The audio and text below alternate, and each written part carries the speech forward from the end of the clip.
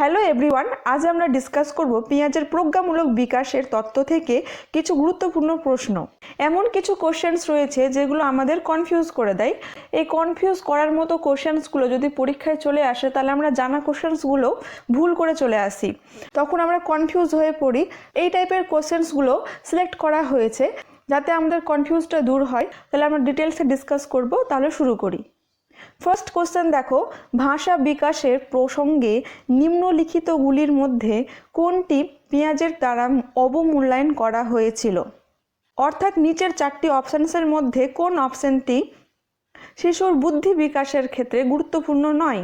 তাহলে সঠিক অ্যান্সারটি জানার আগে আমরা এর ব্যাপারে কিছু আলোচনা করে নেব। পেঁয়াজ এবং ভাইগস্কির মত অনুসারে শিশুর ভাষার বিকাশ কিভাবে হয় সেটা আমরা জেনে নিই। পেঁয়াজের মতে থট প্রসিডস ল্যাঙ্গুয়েজ, মানে পেঁয়াজে বলেন যে শিশুর ভাষা বিকাশের আগে শিশুর কিন্তু বিচারটা আগে ডেভেলপ হয়, মানে আগে শিশু ভাবনা চিন্তা করে তারপরে সে ভাষাতে প্রয়োগ করে। যেমন বাচ্চা কোনো জিনিস দেখে তখন সেই সম্পর্কে তার বিচার অলরেডি প্রেজেন্ট হয়ে যায় তার স্কিমাতে, তারপর সে বলতে শিখে সে সম্পর্কে। ফর এক্সাম্পল, শিশু যখন দেখে তার মা ফোনে কথা বলছে তখন সেটাকে ফার্স্টে দেখবে যে ফোন লাগিয়ে কানে কথা বলতে হয়। জিনিসটা দেখার পর তার সেই ভাবনাটা তার স্কিমাতে চলে আসে যে ফোনটা হচ্ছে কথা বলার জন্য। তখন সে কি করবে, সেও ফোনটাকে নিয়ে কথা বলার চেষ্টা করবে। কিন্তু ভাইগস্কির অনুসারে in the initial stage of life thought and language are independent, অর্থাৎ শিশুর জন্মের পর ভাষা এবং ভাবনা চিন্তা দুটো আলাদা থাকে। সেটা কিন্তু আবার 2 বছরের কাছাকাছি গিয়ে সেটা মার্জ হয়ে যায়, মানে কানেক্ট হয়ে যায়। তখন ভাষা আর চিন্তা ভাবনা একসাথে কাজ করে, কিন্তু শুরুর দিকে সেটা আলাদা হয়ে থাকে, কানেক্টেড থাকে না, পুরোপুরি ইন্ডিপেন্ডেন্ট বা স্বতন্ত্র হয়ে থাকে। এবার সেকেন্ড পয়েন্ট দেখো, পেঁয়াজের মত অনুসারে egocentric speech is of no use. আত্মকেন্দ্রিক ভাষাকে তিনি পুরোপুরি নেগলেক্ট করেছেন, ইম্পর্টেন্ট বলে মনে করেননি। কিন্তু ভাইগস্কির মত অনুসারে whereas private speech gives direction to children, যেখানে প্রাইভেট স্পিচ মানে আত্মকেন্দ্রিক যে ভাষা, মানে হচ্ছে যে ইগোসেন্ট্রিক স্পিচ যেটাকে পেঁয়াজে বলেছেন, আর ভাইগস্কি সেই ইগোসেন্ট্রিক স্পিচকে প্রাইভেট স্পিচ বলেছেন। এখানে ভাইগস্কি কিন্তু ইগোসেন্ট্রিক স্পিচ বা প্রাইভেট স্পিচকে খুবই গুরুত্বপূর্ণ বলে মনে করেছেন। আর এই প্রাইভেট স্পিচের মাধ্যমে শিশু তার নিজের কাজকে গাইড করতে শেখে আর নিজের কাজকে সঠিকভাবে করতে সাহায্য করে। যেমন শিশু যখন খেলা করে তখন দেখবে কথা বলবে, নিজের সাথে নিজের কথা বলবে, এইরকমভাবে নিজেকে গাইড করছে, ঠিক আছে? তো এই বৈশিষ্ট্যটি পেঁয়াজের স্টেজ অনুযায়ী প্রি অপারেশনাল স্টেজে দেখা যায় 2 থেকে 7 বছর। আর এই বয়সের শিশুরা তখন ইগোসেন্ট্রিক হয়, আত্মকেন্দ্রিক হয় আর নিজেকে নিয়ে ব্যস্ত থাকে আর অন্যের মতামত বুঝতে পারে না এই বয়সে। তো এই বয়সের তখন সে নিজের সাথে নিজের কথা বলবে, কোনো রকম খেলাধুলা করে তখন সে নিজের সাথে নিজের কথা বলে। আর এই ব্যাপারটাকে ভাইগস্কি কিন্তু খুব গুরুত্বপূর্ণ বলে মনে করেছেন, আর পেঁয়াজে সেটাকে পুরোপুরি নেগলেক্ট করেছেন। তিনি মনে করেছেন যে ইগোসেন্ট্রিক স্পিচের কোনো রকম প্রয়োজন নেই শিশুর ডেভেলপমেন্টে।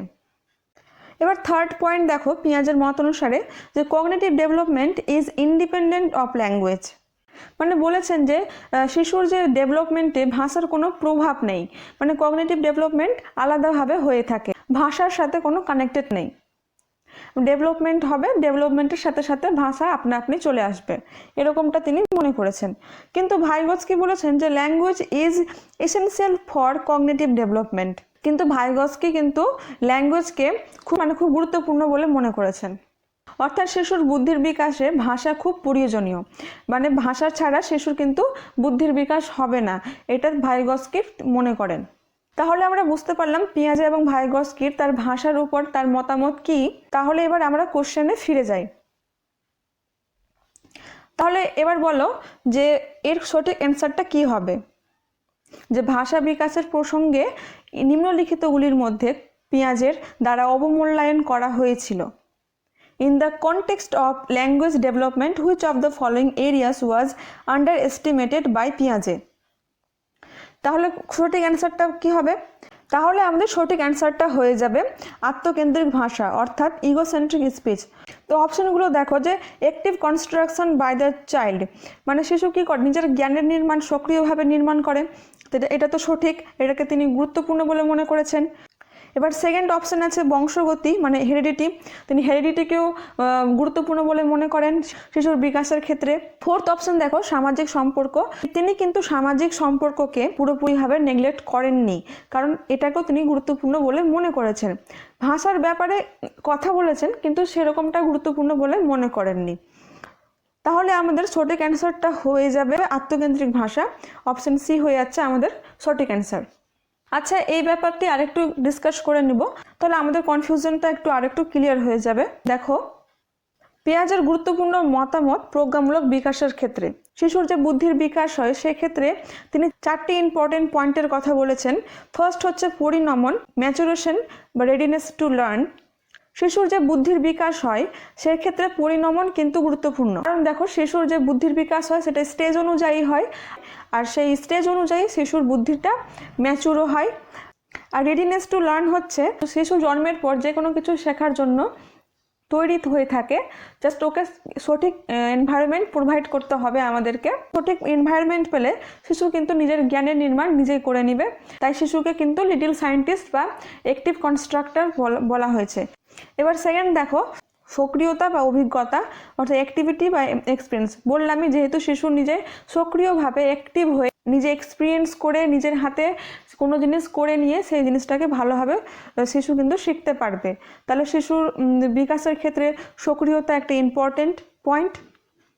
থার্ড হচ্ছে সামাজিক অভিজ্ঞতা, সোশ্যাল এক্সপিরিয়েন্স। শিশু যেহেতু অ্যাক্টিভিটি করার মাধ্যমে নিজে থেকে জ্ঞানের নির্মাণ নিজে করে, তো যে নিজের জ্ঞানের নির্মাণ তো কোথায় করে, সমাজেই করে। কিন্তু এখানে একটা পার্থক্য রয়েছে, তোমরা কনফিউজ হয়ে পড়বে না। ভাইগস্কির থিওরিটাও হচ্ছে কিন্তু সোশিও কালচারাল থিওরি, মানে সমাজ এবং সংস্কৃতিকে তিনি বেশি গুরুত্ব দিয়েছেন কিন্তু অন্যান্য পয়েন্ট পুরোপুরি নেগলেক্ট করে গেছেন। পেঁয়াজে কিন্তু সামাজিক এক্সপিরিয়েন্সটাকেও কিন্তু তিনি প্রয়োজন মনে করেছেন আর সক্রিয়তাকেও মনে করেছেন। কিন্তু পেঁয়াজে কিন্তু সামাজিক ইন্টারেকশনের কথা বলেছেন, কিন্তু শিশু কিন্তু নিজে অ্যাক্টিভ হয়ে নিজের জ্ঞানের নির্মাণ নিজেই করবে। আর ভাইগস্কি কিন্তু বলেছেন যে শিশু কিন্তু সমাজের সাথে মেলামেশা করার মাধ্যমে করবে, কিন্তু সমাজের যে নর্মস ভ্যালুসগুলো রয়েছে, রীতিনীতি, প্রথা, সংস্কৃতি, সেগুলো সমাজের দ্বারা প্রভাবিত হয়ে শিশুর জ্ঞানের নির্মাণ হবে। কিন্তু এখানে পেঁয়াজের ক্ষেত্রে কিন্তু হচ্ছে শিশু কিন্তু নিজে থেকে নিজের জ্ঞানের নির্মাণ করবে, সমাজে ইন্টারাকশন করবে, বাট শিশুর কিন্তু কারো দ্বারা প্রভাবিত হবে না, শিশুর জ্ঞানের নির্মাণ নিজে থেকেই করবে। ঠিক আছে, এটা কিন্তু একটা পার্থক্য রয়েছে, এটা তোমরা মাথায় রাখবে, কনফিউজ হয়ে পড়বে না। যদি এই টাইপের কোশ্চেন আসে শিশুর বুদ্ধির বিকাশ সমাজ ও সংস্কৃতির দ্বারা হয়, তাহলে এটা কিন্তু ভাইগস্কি হবে, কারণ এখানে শুধু সমাজ এবং সংস্কৃতির কথা বলেছেন। আর যদি বলে যে শিশুর বুদ্ধির বিকাশ সক্রিয়ভাবে হয়, সমাজের সাথে ইন্টারাকশন করার মাধ্যমে শিশু কিন্তু জ্ঞানের নির্মাণ নিজে থেকে করে, সক্রিয়ভাবে করে, তাহলে এখানে কিন্তু পেঁয়াজে হবে। এবার ফোর্থ অপশন দেখো, ভারসাম্যতা, ইকুইলিব্রেশন। শিশুর বুদ্ধি বিকাশের ক্ষেত্রে পেঁয়াজের কয়েকটি পয়েন্টের কথা বলেছিলেন, স্কিমা, অ্যাসিমিলেশন, অ্যাকোমোডেশন।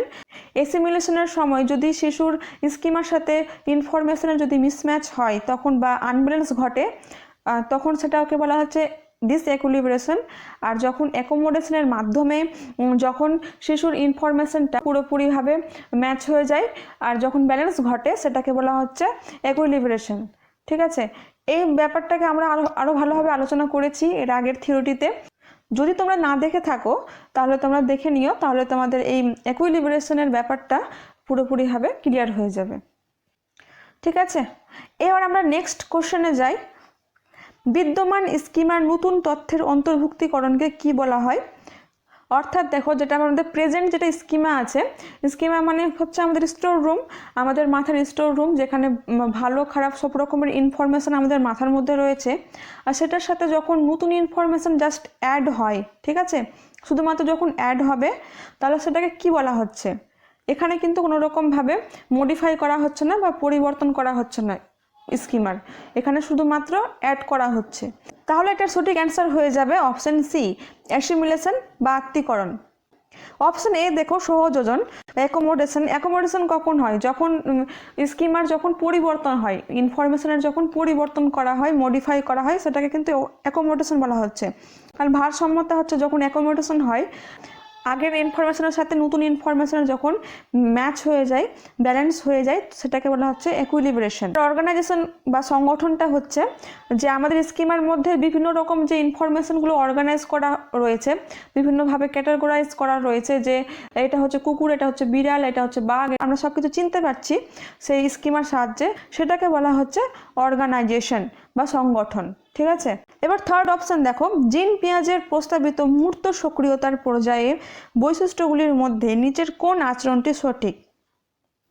মানে হচ্ছে কংক্রিট অপারেশনাল স্টেজে কোন আচরণটি সঠিক আছে অ্যাকর্ডিং টু পিয়াজে। অর্থাৎ জিন পিয়াজের যে 4টি স্টেজ রয়েছে তার মধ্যে যে থার্ড স্টেজ মূর্ত সক্রিয়তার পর্যায় কংক্রিট অপারেশনাল স্টেজ, এটার সাথে কোন আচরণটি সঠিক? 4টি অপশনের মধ্যে যে কোন সবগুলো যে আচরণ দেওয়া রয়েছে তার মধ্যে কোনটি সঠিক? অপশন এ দেখো, কল্পনা ছলে খেলা, উভমুখী চিন্তনের সীমাবদ্ধতা। মানে অভিনয় করে করে যখন শিশু খেলা করে, টিভিতে যদি কোনো কার্টুন দেখে সেই অভিনয়টা প্লে করে। যদি শিশুকে 1 থেকে 10 পর্যন্ত কাউন্ট করতে শেখানো হয়, তো এবার যদি কেউ বলা হয় যে 10 থেকে 1-এ উল্টো করে বলো, তাহলে সে বলতে পারবে না। এই বৈশিষ্ট্যগুলি কোন স্টেজে দেখা যায়? এটা হচ্ছে প্রি অপারেশনাল স্টেজের বৈশিষ্ট্য, তাহলে এটা হবে না। এবার সেকেন্ড অপশন দেখো, বিলম্বিত অনুকরণ।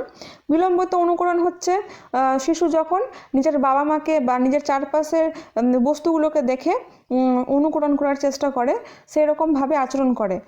আর বস্তুর স্থায়িত্ব হচ্ছে তোমার যে বয়সে শিশু যখন বুঝতে শিখে যায় যে আমার সামনে যে জিনিসটা নেই সেটাও কিন্তু বর্তমানে আছে, তো এটা হচ্ছে বস্তুর স্থায়িত্ব। তাহলে এই যে দুটো বৈশিষ্ট্য, এটা হচ্ছে কিন্তু তোমার সেন্সরি মোটর স্টেজের উদাহরণ। এবার থার্ড অপশন দেখো, সংরক্ষণ শ্রেণীকরণ ক্ষমতা। সংরক্ষণ হচ্ছে যে স্টেজে শিশুর উভয়মুখী চিন্তন করার ক্ষমতাটা চলে আসে, যে সেখানে কোনো রকম সীমাবদ্ধতা থাকে না। শ্রেণীকরণের ক্ষমতা হচ্ছে ক্যাটাগরিতে বিভাগ করতে পারে, যেটা ছোট এটা বড়, সেই রকমভাবে জিনিসগুলোকে অর্গানাইজ করতে পারে, আর সেই সময় ছোট বড় শেপগুলোকে সে চিনতে শিখে যায়। তো এগুলো হচ্ছে শ্রেণীকরণের ক্ষমতা। তাহলে এটা হচ্ছে মূর্ত সক্রিয়তার পর্যায়ের বৈশিষ্ট্য। তাহলে আমাদের অপশন সি হয়ে যাবে সঠিক অ্যান্সার। এটা হচ্ছে মূর্ত সক্রিয়তার পর্যায়ের বৈশিষ্ট্য, যেটা হচ্ছে 7 থেকে 11 বছর। অপশন ডি হবে না, প্রকল্পিত অবরোহী চিন্তন বা প্রস্তাবিত চিন্তাধারা। এই বৈশিষ্ট্যগুলো হচ্ছে ফর্মাল স্টেজের বৈশিষ্ট্য। এবার আমরা নেক্সট কোশ্চেনে চলে যাই। পিয়াজের তত্ত্ব অনুসারে শিশুরা শিখতে পারে। দেখো অপশন এ, মনোযোগ দিয়ে তথ্য মুখস্থ করা। এটা তো হবেই না, কারণ সাইকোলজিতে মুখস্থ ব্যাপার বা মেমোরাইজিং করা, এই শব্দগুলো কিন্তু নেগেটিভ শব্দ সাইকোলজিতে। যদি এক্সামে যদি এই টাইপের কোশ্চেন আসে, তাহলে এটা চোখ বন্ধ করে তোমরা মেমোরাইজিংকে একদম বাদ দিয়ে দিবে। এটা পুরোপুরি একদম নেগেটিভ একটা শব্দ, তাহলে এটা তো হবেই না। এইভাবে শিশু কিন্তু শিখতে পারে না পিয়াজের মত অনুসারে।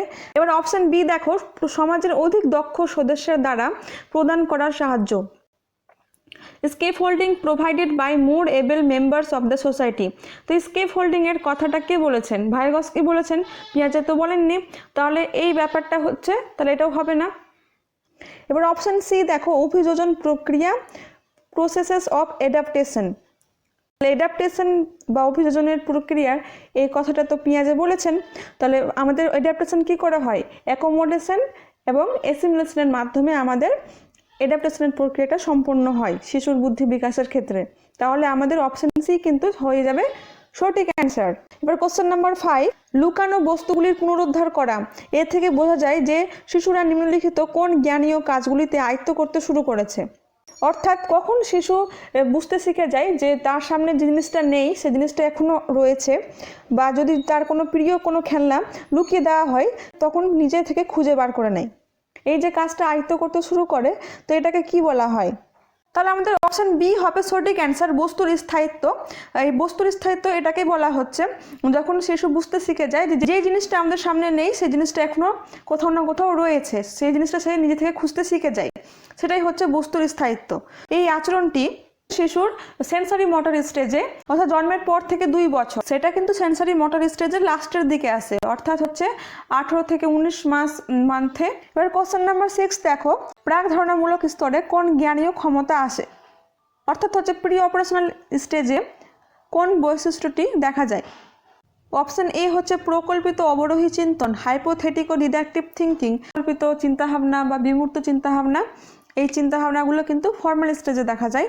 অপশন বি হচ্ছে বিমূর্ত চিন্তন, এটাও হবে ফর্মাল স্টেজ। অপশন সি হচ্ছে লক্ষণ নির্দেশিত আচরণের ক্ষমতা, এই বৈশিষ্ট্যটি সেন্সরি মোটর স্টেজের লাস্টের দিকে দেখা যায়। তাহলে আমাদের লাস্ট অপশনটাই তাহলে সঠিক অ্যান্সারও হবে, অন্যের মতামত বোঝার ক্ষমতা। এবার বোঝার ব্যাপারটা হচ্ছে যে দেখো, প্রি অপারেশনাল স্টেজে কিন্তু পিয়াজে বলেছেন যে শিশু ইগোসেন্ট্রিক হয়, আত্মকেন্দ্রিক হয়, তাহলে কি করে অন্যের ওপিনিয়নটা বুঝতে পারবে? দেখো, প্রি অপারেশনাল স্টেজে সময়সীমা হচ্ছে 2 থেকে 7 বছর। এবার যে আত্মকেন্দ্রিকের বৈশিষ্ট্যটি, মানে যখন শিশু যে আত্মকেন্দ্রিক হয় সেটা কিন্তু 2 থেকে 4 বছরের মাঝামাঝি হয়, তার 5 বছর থেকে 6 বছরে সেটা আস্তে আস্তে কমে যায়। তখন সে ইগোসেন্ট্রিক হয় না, তখন সে অন্যের মতামত বুঝতে শিখতে শুরু করে। তাহলে শিশুর যে অন্যের বোঝার ক্ষমতাটা প্রি অপারেশনাল স্টেজের লাস্টের দিকে শুরু হয়ে যায়। তাহলে 6 থেকে 7 বছরের সময় তখন অন্যের মতামত বুঝতে শিখতে শুরু করে। তাহলে আমাদের অপশন ডি হবে সঠিক অ্যান্সার। এবার নেক্সট কোশ্চেন দেখো, নিম্নলিখিত কোন পর্যায়ে শিশু তার চোখ, কান এবং হাত দিয়ে চিন্তা করে? মানে পিয়াজের থিওরিতে আমরা পড়েছি যে সেন্সরি মোটর স্টেজে শিশু তার জন্মের পর থেকে 2 বছর এই সময় শিশু তার চোখ, কান বা স্পর্শ করে নিজের জগৎটাকে বা আশেপাশের বস্তুগুলো সম্পর্কে, আশেপাশের লোকজন সম্পর্কে সে ধারণা তৈরি করতে শুরু করে, আর ধীরে ধীরে সে নিজের বুদ্ধির বিকাশটা ধীরে ধীরে ডেভেলপ হয়। তাহলে এটার মাধ্যমে সে চিন্তাভাবনা করে আর সে আশেপাশের ওয়ার্ল্ড সম্পর্কে তার জ্ঞানটাকে নির্মাণ করতে শুরু করে। তাহলে এই স্টেজটাকে বলা হচ্ছে সেন্সরি মোটর স্টেজ। তাহলে আমাদের অপশন সি হয়ে যাবে সঠিক অ্যান্সার। এবার নেক্সট কোশ্চেন দেখো, ও কোশ্চেন নাম্বার 8, পিয়াজের মত অনুসারে শিশুর চিন্তাভাবনা বড়দের চেয়ে ড্যাশ ভিন্ন হয় কিন্তু ড্যাশ সমান হয়। অর্থাৎ দেখো, শিশুরা যে চিন্তাভাবনা করে, শিশুরা তো চিন্তাভাবনা করে, শিশু তো এমন নয় যে শিশুরা চিন্তাভাবনাই করে না, শিশুরাও চিন্তাভাবনা করে, বড়রাও চিন্তাভাবনা করে, কিন্তু এদের মধ্যে কিন্তু পার্থক্য রয়েছে। কি পার্থক্য রয়েছে? যে শিশুরা চিন্তাভাবনা সমান করে, ঠিক আছে, বড়দের মতো চিন্তাভাবনা সমান করে, কিন্তু এর প্রকারটা ভিন্ন হয়। দেখো, শিশুরা কিন্তু তাদের চিন্তাভাবনা খুব ছোট ছোট জিনিস নিয়ে থাকে, যেমন খেলাধুলা নিয়ে থাকে, খেলনা নিয়ে থাকে, কোনো জেদ ধরেছে সেগুলো ব্যাপার নিয়ে থাকে। আর বড়দের চিন্তাভাবনা কি থাকে? যাদের কোনো প্রবলেম নিয়ে চিন্তাভাবনা থাকে, কেরিয়ার নিয়ে চিন্তাভাবনা থাকে, পড়াশোনা নিয়ে চিন্তাভাবনা থাকে, বা আরও অন্যান্য জিনিস হতে পারে। আমাদের অপশানগুলোর অনুসারে তাহলে আমাদের অপশান সি হয়ে যাবে সঠিক অ্যান্সার, প্রকার ও মাত্রা। দেখো, যে শিশুদের চিন্তাভাবনা বড়দের চেয়ে প্রকারে ভিন্ন হয় কিন্তু মাত্রায় সমান হয়, তাহলে অপশান সি হবে সঠিক অ্যান্সার। এবার কোশ্চেন নাম্বার 9, পিয়াজে এবং ভাইগস্কির দৃষ্টিভঙ্গির মধ্যে প্রধান পার্থক্যটা কি? এই সম্পর্কে আমরা ফার্স্টের দিকে পুরো ডিটেলসে আলোচনা করলাম। আশা করি তোমরা এই সঠিক অ্যান্সারটা বলতে পারবে। তবুও বলে দিই সঠিক অ্যান্সারটা কি হবে। অপশন নাম্বার ডি হয়ে যাবে আমাদের সঠিক অ্যান্সার। ফার্স্টের দিকে আলোচনা করেছি এর সঠিক অ্যান্সারটা কেন ভাষা ও বিচারের উপর পার্থক্য হবে। এবার নেক্সট কোশ্চেন দেখো, কোশ্চেন নাম্বার 10, এটা হচ্ছে লাস্ট কোশ্চেন। পিয়াজের প্রস্তাবিত প্রাক ধারণামূলক স্তরে শিশুর সংরক্ষণ করতে অসমর্থ হয়, নিম্নলিখিত কোনটি এই অসমর্থতার জন্য কোন কারণটি দায়ী? অর্থাৎ হচ্ছে পিয়াজের যে প্রি অপারেশনাল স্টেজে শিশু কিন্তু সংরক্ষণ করতে পারে না, অর্থাৎ হচ্ছে উভয়মুখী চিন্তা ভাবনা করতে পারে না, এর জন্য কোন কারণটি দায়ী? আশা করি তোমরা এই কোশ্চেনের অ্যান্সারটা দিতে পারবে। এর থেকে বোঝা যাবে যে পিয়াজের থিওরিটি কে কতটা বুঝতে পেরেছে। তাহলে কমেন্ট করে তোমরা এই কোশ্চেনের অ্যান্সারটা জানাবে। ঠিক আছে, আজকের জন্য এইটুকুটাই। আশা করি তোমাদের ভিডিওটি ভালো লেগেছে। ভালো লেগে থাকলে অবশ্যই কমেন্ট করে জানাবে।